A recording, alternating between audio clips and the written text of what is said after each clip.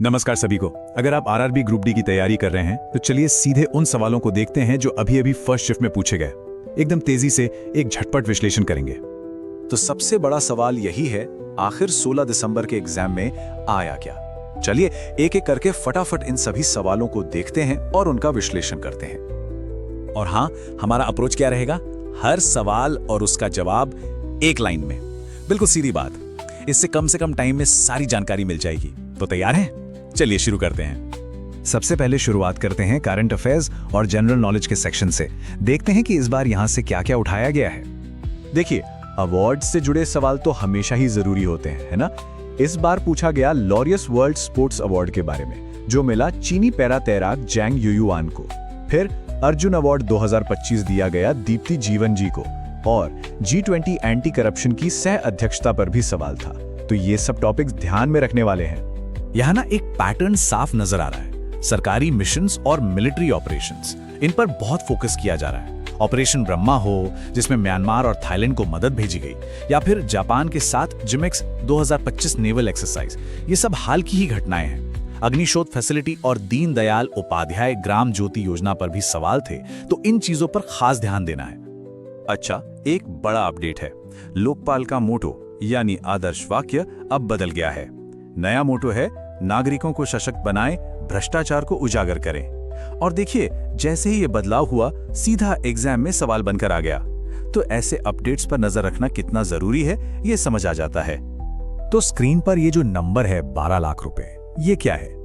ये नई कर व्यवस्था के तहत आने वाले वित्तीय वर्ष 2025-26 के लिए शून्य आयकर की नई वार्षिक सीमा है।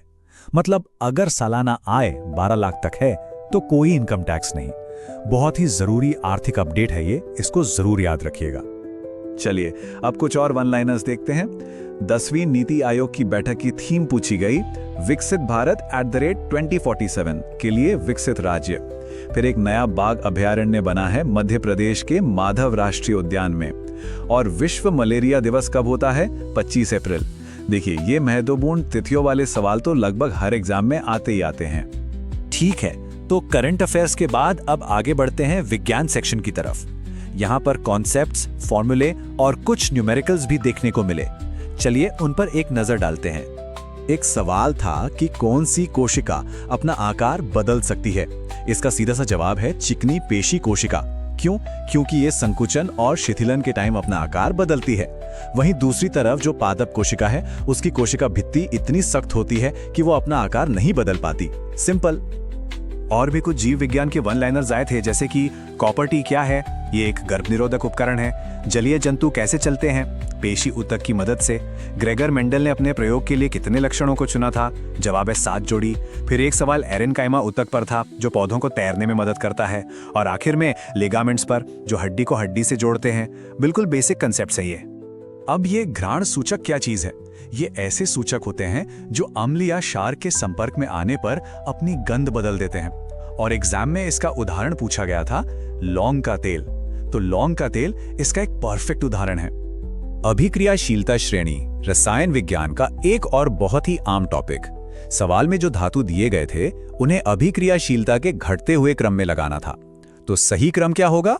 सबसे ज्यादा अभिक्रियाशील पोटेशियम, उसके बाद मैग्नीशियम, फिर एल्यूमिनियम और आखिर में सबसे कम अभिक्रियाशील जिंक। यहाँ कुछ और भौतिकी और रसायन विज्ञान के तथ्य हैं जो सीधे सीधे पूछ लिए गए, जैसे कि इलेक्ट्रॉन किसने खोजा?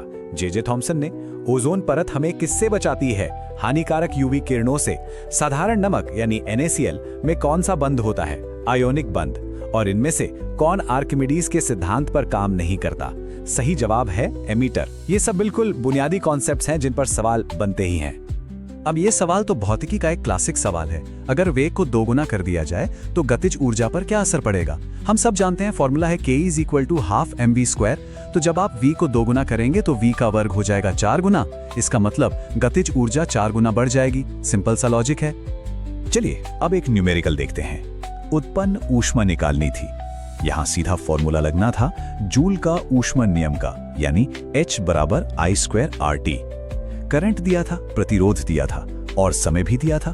बस सभी मानों को फॉर्मूले में डालना था और गणना के बाद जवाब आ जाता 3.84 × 10⁵ 5 जूल। एक और न्यूमेरिकल था त्वरण निकालने का। यहाँ गति का पहला समीकरण a = v-u/t का इस्तेमाल करना था। गाड़ी विराम से शुरू हुई थी, मतलब u 0 था। v और t का मान दिया हुआ था। गणना बिल्कुल सीधी थी और जवाब आया 0.2 मीटर प्रति सेकंड स्क्वायर। और एक आखिरी न्यूमेरिकल था लेंस आवर्धन का। फॉर्मूला है m = v/u। आवर्धन और प्रतिबिंब की दूरी दी हुई थी, वस्तु की दूरी निकालनी थी। मान रखने पर u का मान आया -20 सेंटीमीटर। यहाँ पर ऋणात्मक चिन्ह ये बताता है कि वस्तु लेंस के सामने रखी हुई है। तो इन सारे सवालों को देखने के बाद हमें क्या सीख मिलती है, मतलब आगे की तैयारी के लिए क्या सबक है? चलिए इस पर बात करते हैं। तो इस पूरे विश्लेषण से क्या निकल कर आया? सबसे पहली बात, पुनरावृत्ति हो रही है। पिछली पालियों के सवाल दोहराए जा रहे हैं। दूसरी बात, फॉर्मूले खासकर भौतिकी के बिल्कुल जरूरी हैं, उनको तो घोट के पी जाना है। तीसरी चीज, करंट अफेयर्स में पुरस्कार, सैन्य अभ्यास और सरकारी योजनाओं पर फोकस करना है। और आखिर में विज्ञान के बेसिक कॉन्सेप्ट्स क्लियर होने ही चाहिए। यही इस एग्जाम को क्रैक करने की चाबी है। ठीक है, अब तक हमने सारे सवाल देखे। अब एक सवाल आपके लिए। ये सवाल भी सीधे एग्जाम से ही उठाया गया है। सवाल त्रिकोणमिति से है। अगर कसेक a का मान 4/5 है तो sin square a + 2 cos square a का मान क्या होगा? इसको हल करने की कोशिश जरूर करिएगा। अभ्यास के लिए ये एक बहुत अच्छा सवाल है। तो बस एक ही बात याद रखिएगा, अभ्यास करते रहिए और नया सीखते रहिए। सफलता जरूर मिलेगी। अपनी तैयारी में लगे रहिए। शुभकामनाएं। नमस्कार, आज हम बात करने वाले हैं 16 दिसंबर 2025 को जो रेलवे ग्रुप डी की परीक्षा हुई थी, उसकी पहली पाली के कुछ दिलचस्प सवालों पर। बिल्कुल। और हमारा इरादा सिर्फ एक सवाल जवाब की लिस्ट बनाना नहीं है। हम इन सवालों के जरिए ये समझने की कोशिश करेंगे कि परीक्षक का दिमाग चल कैसे रहा है। सही कहा आपने। आज का मकसद ये नहीं है कि सही जवाब क्या था, वो तो मिल ही जाएगा। मकसद ये समझना है कि यही सवाल क्यों पूछा गया। हाँ, इन सवालों में एक पैटर्न छुपा है, एक कहानी है कि आजकल परीक्षाओं का फोकस कहाँ जा रहा है, मतलब रटने से हटकर कॉन्सेप्ट समझने पर। तो चलिए इस कहानी को परत दर परत खोलते हैं। जी। शुरुआत करते हैं पुरस्कार और बड़े आयोजनों से। पहला ही सवाल मुझे बड़ा दिलचस्प लगा। जी। 2025 लॉरिस वर्ल्ड स्पोर्ट्स अवार्ड्स में स्पोर्ट्स पर्सन विद डिसेबिलिटी का पुरस्कार किसे मिला? आमतौर पर तो सर्वश्रेष्ठ पुरुष या महिला खिलाड़ी का ही नाम पूछा जाता है। यही तो ट्रेंड में बदलाव है। देखिए, सही जवाब तो है चीन की पैरा तैराक जांग युआन। अच्छा, लेकिन बड़ी बात यह है कि परीक्षक अब सिर्फ हेडलाइंस पर नहीं रुक रहे। स्पोर्ट्स पर्सन विद डिसेबिलिटीज जैसी कैटेगरी पर सवाल पूछना ये दिखाता है कि वो चाहते हैं कि उम्मीदवार खेल को और गहराई से जाने। मतलब अब सतही जानकारी से काम नहीं चलने वाला। बिल्कुल नहीं। वैसे उसी अवार्ड में मोंडो डुप्लांटिस सर्वश्रेष्ठ पुरुष और सिमोन बाइल्स सर्वश्रेष्ठ महिला खिलाड़ी थी, पर फोकस अब बदल रहा है।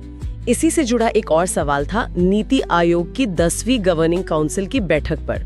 पूछा गया कि ये कहाँ हुई? ये बैठक हुई थी नई दिल्ली के भारत मंडपम में। लेकिन यहाँ भी सिर्फ जगह का नाम जानना काफी नहीं है। तो और क्या जरूरी है इसमें? इसका विषय था विकसित भारत एट 2047 के लिए विकसित राज्य, और अध्यक्ष था प्रधानमंत्री नरेंद्र मोदी ने की। ये विषय ही अपने आप में एक संकेत है कि देश की लॉन्ग टर्म योजनाओं पर कितना जोर है। और अंतर्राष्ट्रीय मंच की बात करें तो G20 समिट 2025 में एंटी करप्शन की अध्यक्षता को लेकर भी एक सवाल दिखा। हाँ, और वो भी सीधा सवाल नहीं था, उसमें मुख्य अध्यक्ष और सह अध्यक्ष दोनों पता होनी चाहिए थे। अच्छा जी, मुख्य अध्यक्षता दक्षिण अफ्रीका ने की और सह अध्यक्षता की ब्राजील ने। ये दिखाता है कि वैश्विक मुद्दों, खासकर भ्रष्टाचार जैसे विषयों पर कितनी नजर रखी जा रही है। खेल पर वापस आते हैं। अर्जुन अवार्ड का जिक्र था। सवाल था कि 2025 में किस पैरा एथलीट को अर्जुन अवार्ड मिला? दिए गए विकल्पों में से सही जवाब था दीप्ति जीवान जी। लेकिन यहाँ भी कहानी एक नाम से कहीं बड़ी है। वो कैसे? 2025 में कुल 34 खिलाड़ियों को ये पुरस्कार मिला और उनमें से 17, मतलब ठीक आधे, पैरा एथलीट थे। अरे वाह, ये तो बहुत बड़ी बात है ना? ये पैरा खेलों को जो महत्व मिल रहा है उसे दिखाता है, और परीक्षक भी इसी ट्रेंड को पकड़ रहे हैं। और इसी ट्रेंड को आगे बढ़ाते हुए खेलो इंडिया पैरा गेम्स 2025 के आयोजन स्थल के बारे में भी पूछा गया। जी, इसका आयोजन नई दिल्ली में 3 जगहों पर हुआ था। जवाहरलाल नेहरू स्टेडियम, इंदिरा गांधी स्टेडियम और doctor Karni Singh shooting range. और ये इसका दूसरा ही संस्करण था।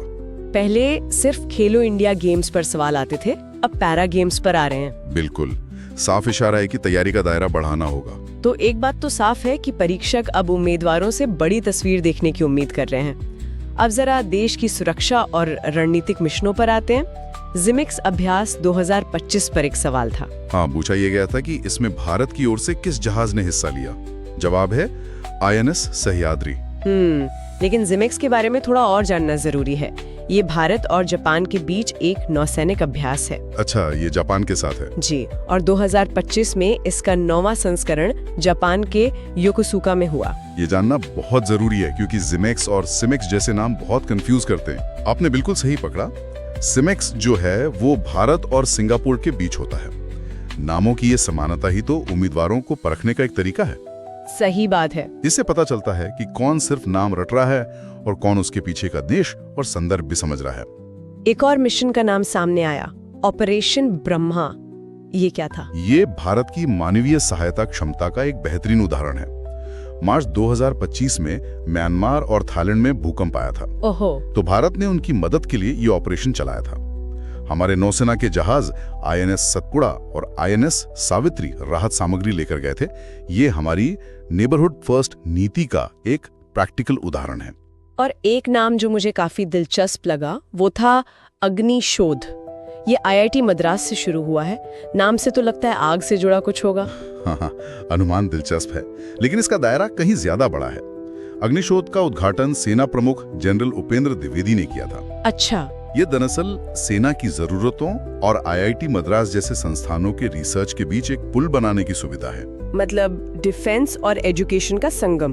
बिल्कुल, मकसद है हमारी सेना के लिए अत्याधुनिक तकनीक और समाधान विकसित करना। वाह, मतलब अब सवाल सिर्फ सैन्य अभ्यासों तक सीमित नहीं है, उनके पीछे की टेक्नोलॉजी और रिसर्च पर भी जा रहे हैं। चलिए अब विज्ञान के सवालों पर आते हैं। और यहाँ भी ट्रेंड वही है, किताबी परिभाषाओं से ज्यादा जो विज्ञान हम अपने आसपास देखते हैं उस पर सवाल थे। जैसे एक बहुत ही बेसिक सवाल था कि जलीय जीव पानी में किस ऊतक की मदद से तैरते हैं? इसका जवाब है पेशी ऊतक यानी मसल टिश्यू। बिल्कुल सीधा साधा जवाब। हाँ, ठीक जैसे हम हाथ पैर हिलाने के लिए अपनी मांसपेशियों का इस्तेमाल करते हैं, वैसे ही पानी के जीव तैरने के लिए करते हैं। अच्छा, और एक सवाल था कि कौन सी कोशिका अपना आकार बदल सकती है? ये भी उसी से जुड़ा है। इसका जवाब है चिकनी पेशी कोशिकाएं, स्मूथ मसल सेल्स। ये हमारी आंतों और खून की नलियों में पाई जाती हैं। जब वो सिकुड़ती या फैलती हैं तो अपना आकार बदल लेती हैं। अब एक क्लासिक सवाल, J.J. थॉमसन ने किसकी खोज की थी? ये तो खैर स्कूल के दिनों से हम पढ़ते आ रहे हैं। जी, उन्होंने 1897 में इलेक्ट्रॉन की खोज की थी अपने कैथोड किरण प्रयोग से। उस सवाल हमेशा ऐसे होते हैं जो आपके बुनियादी ज्ञान को परखते हैं। और बुनियादी ज्ञान के साथ साथ अब न्यूमेरिकल मतलब आंकिक प्रश्नों का जोर भी बढ़ रहा है। एक सवाल था कि अगर किसी वस्तु का वेग 2 गुना कर दें तो उसकी गतिज ऊर्जा पर क्या असर पड़ेगा? इसका असर बहुत बड़ा होगा। गतिज ऊर्जा 4 गुना हो जाएगी। 4 गुना? जी, और ये सिर्फ एक फॉर्मूला KE = ½ mv² नहीं है, ये असल जिंदगी में दिखता है। इसीलिए हाईवे पर स्पीड थोड़ी सी बढ़ाने पर भी टक्कर ज्यादा खतरनाक हो जाती है। ऊर्जा कई गुना बढ़ जाती है। वाह, ये तो बहुत अच्छा उदाहरण है। एक और न्यूमेरिकल त्वरण यानी एक्सेलरेशन पर था। एक वस्तु विराम से चलकर 5 मिनट में 60 मीटर पर सेकंड की गति पकड़ लेती है। त्वरण क्या होगा? मुझे लगता है यहाँ बहुत से लोग मिनट को सेकंड में बदलना भूल जाते होंगे। बिल्कुल, और परीक्षक यही तो चाहता है कि आप इस छोटी सी डिटेल पर ध्यान दें। यहाँ गति का पहला समीकरण v = u + at लगेगा, लेकिन पहले 5 मिनट को 300 सेकंड में बदलना होगा। फिर गणना करने पर त्वरण आएगा 0.2 मीटर पर सेकंड स्क्वायर। ये सवाल गणित से ज्यादा आपकी सावधानी को परख रहा है। बिल्कुल। अब थोड़ी केमिस्ट्री की बात करते हैं। धातुओं की अभिक्रियाशीलता मतलब रिएक्टिविटी सीरीज का सवाल था। पोटेशियम, मैग्नीशियम, एल्यूमिनियम और जिंक का सही क्रम पूछा गया था। और ज्यादातर छात्रों को ये सीरीज याद रखने में दिक्कत होती है। हाँ, मुझे भी होती थी। इसका सही क्रम है पोटेशियम, मैग्नीशियम, एल्यूमिनियम, जिंक। इसे याद रखने के लिए कई मजेदार निमोनिक्स भी होते हैं। जैसे कि जैसे एक है please stop calling me a cute zebra. हर शब्द एक धातु का प्रतीक है। इस तरह की ट्रिक्स बहुत काम आती हैं। ये तो बढ़िया ट्रिक है। एक और सवाल था, साधारण नमक में कौन सा बंध यानी बॉन्ड पाया जाता है? इसमें आयोनिक बॉन्ड होता है। इसे ऐसे समझिए कि सोडियम अपना एक इलेक्ट्रॉन क्लोरीन को दे देता है, तो सोडियम पॉजिटिव और क्लोरीन नेगेटिव चार्ज हो जाता है और फिर वो एक दूसरे से मजबूती से जुड़ जाते हैं, चुंबक की तरह। पर्यावरण से भी एक जाना पहचाना सवाल था, ओजोन परत हमें किससे बचाती है? ये हमें सूर्य से आने वाली हानिकारक पराबैंगनी मतलब अल्ट्रावायलेट किरणों से बचाती हैं। ये वो किरणें हैं जो त्वचा के कैंसर का कारण बन सकती हैं। और एक सवाल था जलीय पौधों के बारे में, वे पानी पर कैसे तैरते हैं? इसका राज है अरेनकाइमा नाम का एक ऊतक। इसे आप पौधे का लाइफ जैकेट समझ सकती हैं। पौधे का लाइफ जैकेट? हाँ, जैसे हमारी जैकेट में हवा भरी होती है, इस ऊतक में भी हवा की बड़ी बड़ी थैलियां होती हैं। यही हवा पौधे को हल्का बनाकर पानी पर तैरने में मदद करती है। क्या बात है, अब यह हमेशा याद रहेगा। एक और दिलचस्प सवाल था कि कौन सा उपकरण आर्किमिडीज के सिद्धांत पर आधारित नहीं है? हाँ, ये ऑड वन आउट जैसा सवाल था। विकल्पों में पनडुब्बी, लैक्टोमीटर, हाइड्रोमीटर और अमीटर थे। तो इसमें सही जवाब क्या था? अमीटर तो इलेक्ट्रिक करंट मापता है। हाँ, और ये विद्युत चुंबकीय सिद्धांतों पर काम करता है, जबकि बाकी तीनों पनडुब्बी, लैक्टोमीटर और हाइड्रोमीटर ये सभी आर्किमिडीज के सिद्धांत पर ही आधारित हैं। तो विज्ञान के सवालों से भी यही सबक मिलता है कि रटने से ज्यादा समझने पर जोर है। अब आते हैं सामान्य ज्ञान और सरकारी योजनाओं पर। हाँ, और यहाँ भी सवाल बहुत व्यावहारिक थे। जैसे एक सवाल था कि कॉपर टी का इस्तेमाल शरीर के किस अंग में किया जाता है? ये सीधे तौर पर स्वास्थ्य से जुड़ा है। बिल्कुल, ये एक गर्भ निरोधक यंत्र है जिसे गर्भाशय यानी यूट्रस में लगाया जाता है। इस तरह के सवाल दिखाते हैं कि सार्वजनिक स्वास्थ्य से जुड़ी जागरूकता को भी परखा जा रहा है। शासन प्रशासन से जुड़ा एक सवाल था भारत के लोकपाल के नए आदर्श वाक्य को लेकर। जी, 2025 में लोकपाल ने एक नया आदर्श वाक्य अपनाया, नागरिकों को सशक्त बनाएं और भ्रष्टाचार को उजागर करें। Empower citizens, expose corruption. जी, और ये इसलिए भी दिलचस्प है क्योंकि पुराना आदर्श वाक्य था किसी के धन के लिए लालची मत बनो। ये बदलाव शासन में पारदर्शिता और नागरिक भागीदारी को बढ़ावा देने की सोच को दिखाता है। स्वास्थ्य से जुड़ा एक और सवाल था विश्व मलेरिया दिवस कब मनाया जाता है? ये हर साल 25 अप्रैल को मनाया जाता है। लेकिन सिर्फ तारीख याद रखना काफी नहीं है। 2025 की थीम थी मलेरिया हमारे साथ समाप्त होता है। थीम से हमें उस साल के फोकस का पता चलता है। अब एक सवाल जो सीधे सीधे सबकी जेब से जुड़ा है, नई कर व्यवस्था के तहत 2025-26 में कितनी वार्षिक आय तक कोई आयकर नहीं लगेगा? इस नई व्यवस्था के तहत 12 लाख रुपए तक की वार्षिक आय पर कोई टैक्स नहीं लगेगा। 12 लाख? जी, 12 लाख। ये एक बहुत बड़ा बदलाव है और हजारों परिवारों के बजट से जुड़ा फैसला है। पर्यावरण की बात करें तो भारत के 58वें बाघ अभयारण्य के बारे में पूछा गया था। ये मध्य प्रदेश के माधव राष्ट्रीय उद्यान को घोषित किया गया है। बाघों की गिनती और नए अभयारण्यों की घोषणा, ये विषय हमेशा ही महत्वपूर्ण रहते हैं। और आखिर में तकनीक से जुड़ा एक सवाल, भारत के पहले स्वदेशी ध्रुवीय अनुसंधान पोत के बारे में। हाँ, ये पोत बनाने के लिए नॉर्वे की कंपनी कोंग्सबर्ग के साथ समझौता हुआ है। लेकिन बनेगा तो भारत में ही। बिल्कुल, इसका निर्माण कोलकाता की garden reach ship builders and engineers limited करेगी। ये मेक इन इंडिया और वैज्ञानिक प्रगति का एक शानदार संगम है। और एक आखिरी सवाल जो ग्रामीण भारत के विकास से जुड़ा है, लगभग 18,000 गाँव तक बिजली किस योजना के तहत पहुँचाई गई? ये दीनदयाल उपाध्याय ग्राम ज्योति योजना के तहत किया गया है। ये दिखाता है कि जमीनी स्तर पर काम कर रही सरकारी योजनाओं पर भी परीक्षक की पैनी नजर है। तो इन सभी सवालों के विश्लेषण के बाद मुझे तो एक बहुत ही स्पष्ट तस्वीर दिख रही है। ऐसा लगता है कि परीक्षक अब ऐसे उम्मीदवार चाहते हैं जो सिर्फ तथ्यों को न जानते हों, बल्कि उनके पीछे के क्यों और कैसे को भी समझते हों। आपने बिल्कुल सही निष्कर्ष निकाला। पैटर्न साफ है। व्यवहारिक विज्ञान, राष्ट्रीय और अंतर्राष्ट्रीय घटनाओं का गहरा संदर्भ, पैरास्पोर्ट्स जैसे उभरते हुए क्षेत्र और वो सरकारी योजनाएं जो सीधे आम आदमी को प्रभावित करती हैं, इन पर जोर बढ़ रहा है। तो इसका मतलब ये है कि सिर्फ किताबी ज्ञान काफी नहीं है, उसे अखबारों, आसपास की दुनिया और बड़ी तस्वीर से जोड़ना बेहद जरूरी है।